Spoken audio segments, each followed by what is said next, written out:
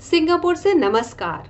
भारतीय उच्चायोग सिंगापुर के सहयोग से संगम सिंगापुर हिंदी संस्था और सिंगापुर संगम पत्रिका द्वारा प्रस्तुत साहित्य के खजाने से के चौथे वर्ष के कार्यक्रम में हम याद कर रहे हैं हिंदी साहित्य के स्वर्णिम काल से गोस्वामी तुलसीदास जी और मीराबाई जी के रचना संसार को। इस चौथे साहित्य के खजाने से की एक बहुत खास बात है कि भारत की आजादी के 75वें वर्ष में सिंगापुर के 100 से भी ज्यादा लोगों ने साहित्यिक रचनाओं में भाग लिया है।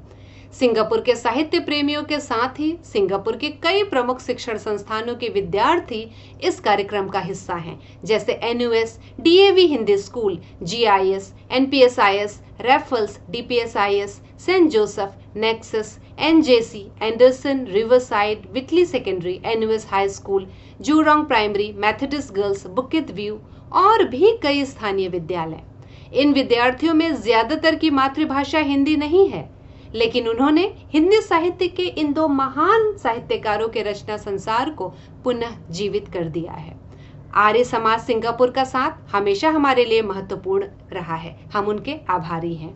भारत की आजादी के अमृत महोत्सव के महत्वपूर्ण अवसर पर temple of fine art Singapore का साथ भी हमें मिला है और वहां गीत संगीत सीख रहे प्रबुद्ध जन इस अमृत महोत्सव में अपनी भागीदारी कर रहे हैं।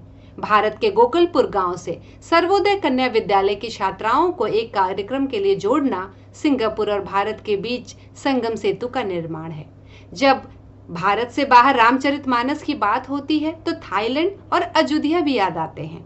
तो इसी थाईलैंड के GIS से थाई मूल के विद्यार्थियों द्वारा खोन नृत्य से किस प्रसंग को दिखाया जाएगा, यह तो देखने के लिए आपको जुड़ना ही पड़ेगा। हमारे सभी साथी साहित्यिक विरासत को आगे बढ़ाने में सहयोग दे रहे हैं, यह अत्यंत दिलचस्प है। हम सिंगापुर संगम वाले साहित्य के खजाने से के कार्यक्रम के माध्यम से अपनी साहित्यिक विरासत को पुनः प्रस्तुत कर रहे हैं।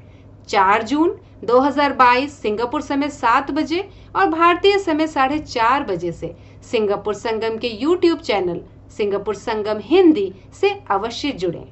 धन्यवाद।